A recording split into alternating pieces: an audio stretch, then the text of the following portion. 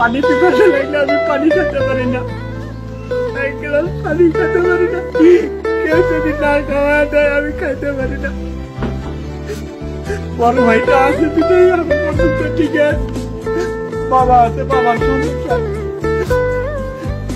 বাবা নিজেই চলতে পারে না, আমার কি চালাবে? এখন আমি বর্তমানে সবার মতো হয়ে গেছি।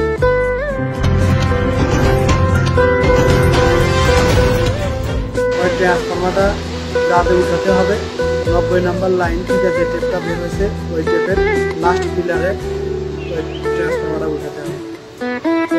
ওই লাইনে যাতে লাইনটা যে বন্ধ করতে হবে, লাইন বন্ধ করার আগে আমি ফোরম্যানকে জিজ্ঞেস করলাম লাইন বন্ধ করা লাগবে না, বলছে লাইন বন্ধ হয়েছে।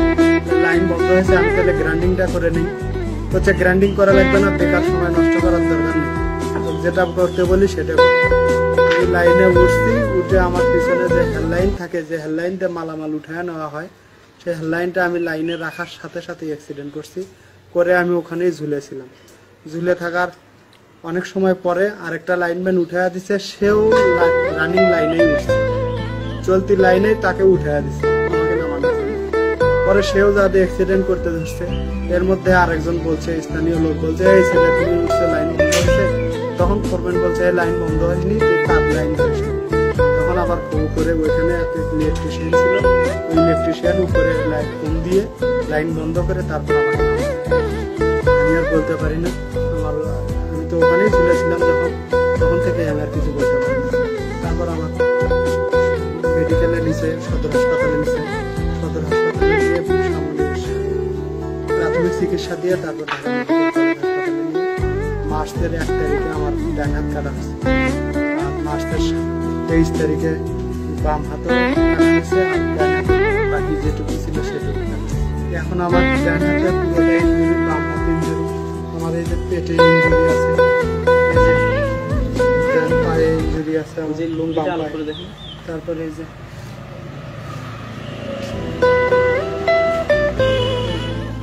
এই রানে আছে ইঞ্জুরি।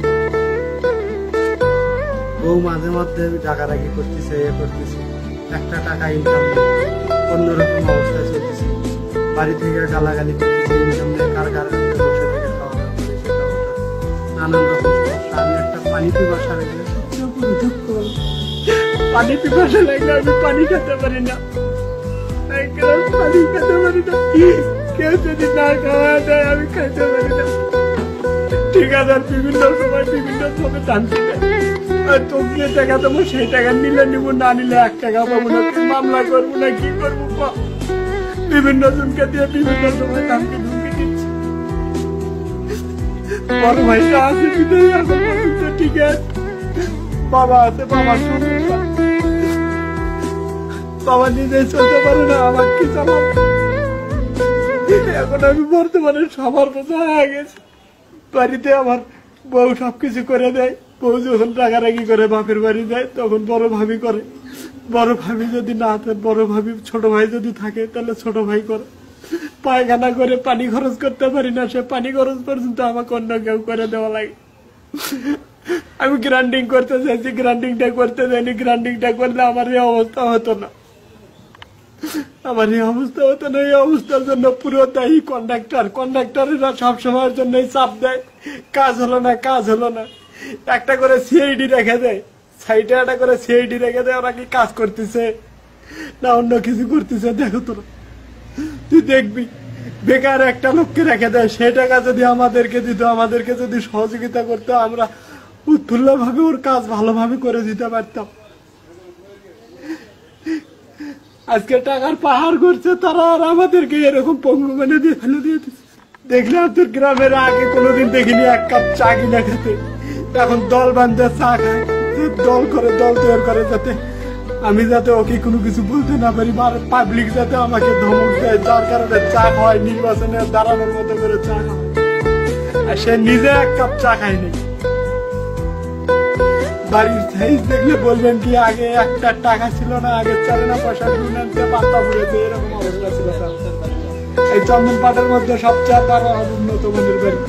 এখন যদি বলি আমি পঙ্গু হয়ে গেছি, আমাকে চলার মতো কিছু সহযোগিতা করো, আমি যাতে ডাল ভাত খেয়ে আমার বউটাকে নিয়ে যাতে বাঁচতে পারি। এখন ও যাদেরকে চা খাওয়ায় তারা এখন বলে কি ওর 2টা টাকা হয়েছে, তো ওই জন্য ওর টাকার দিকে আমার চোখ গেছে। মানুষের টাকা দিয়ে আমি কি করবো, আমি নিজে চলতে পারি না। আমি জাস্ট শুধু সহযোগিতা চাচ্ছি, এখন যাতে আমি ডাল ভাত খাওয়া বাঁচতে পারি, আমি আমার পরিবার নিয়ে যাতে ডাল ভাত খেয়ে বাঁচতে পারি। আমার বউ অন্তঃসত্ত্বা 2 মাসের, স্বাভাবিক যে সমস্যাগুলো আছে ডাক্তারের কাছে নিয়ে যেতে হয়, এ করতে হয়। ডাক্তারকে দেখানো থাকলে দূরের কথা, যাওয়ার গাড়ি ভাড়াই পাই না আমি। এইরকম করে আমার জীবন চলতেছে এখন বর্তমান। এই ওপাকে বলতেছে চারে না বসে কামাই নেই, কার ঘরের উপরে বসে থাকিস, ওই ওপাকে বলো, ওই ওপাকে বলো। সবাই শুধু করুণা করে, এঁকে হয়ে গেছে রে। কিন্তু কেউ পাশে এদের সহযোগিতা করবে না। বাচ্চা বস, 1 গ্লাস পানি খাওয়াই, 1 গ্লাস পানি কেউ খাওয়াবে না, খালি আফসোস করে। এরকম করে আফসোস করতে পারে সবাই, শুধু সহযোগিতা কেউ করে না। আমি লেখাপড়া করছি স্নাতক, আমি স্নাতক পাস করছি, ডিগ্রি পাস করছি। এই কাজে অন্য কাজ করতে পারতাম, অন্য কাজ টাকার কারণে অন্য কাজ তো এখন বর্তমানে সরকারি চাকরি মিলন তো রাজার রাজ্য মিলানো কথা, যে কথা সরকারি চাকরি মিলানো সেই কথা। বিভিন্ন কোম্পানিতে সহজ যোগাযোগ করতেছিল বড় ভাই, কিন্তু কোম্পানিতে যাওয়ার আগেই আমার মার্চ মাসের 3 তারিখে 4 তারিখে আমার হচ্ছে RFL কোম্পানিতে ঢোকার কথা ছিল। বড় ভাই যোগাযোগ করে দিছিল, সেখানে ঢুকতাম। কিন্তু আমি ফেব্রুয়ারির 27 তারিখে আমার এই অবস্থা হওয়ার কারণে আমি আর পারলাম। বিভিন্ন সময় বিভিন্ন লোভ দেখে সাময়িকভাবে তখন চলার জন্য টাকা পয়সার সমস্যা ছিল। ধর টাকা নিয়ে চল সাইডে যাতে কাজ করে টাকা শোধ দিছেন। ফরম্যানের নাম ছিল হচ্ছে সাদ্দাম হোসেন, আর কন্ডাক্টরের নাম ছিল হচ্ছে মোখলেসুর রহমান, আর ঠিকাদারি প্রতিষ্ঠানের নাম হচ্ছে সোহরাব এন্টারপ্রাইজ। আমাদের বিয়ের বছর 1 বছর, কিন্তু এর মধ্যে 6 মাসে হাতে ওনার অ্যাক্সিডেন্ট হয়। আমার স্বামীর জন্য যারা দায়ী তাদের আমি শাস্তি চাই, এবং আমাদের চলাফেরার জন্য যতটুকু সরকারের কাছে আমাদের সহযোগিতা চাই, যাতে সারা জীবন আমরা ভালোভাবে চলাফেরা করতে পারি, সন্তানদের মানুষ করতে।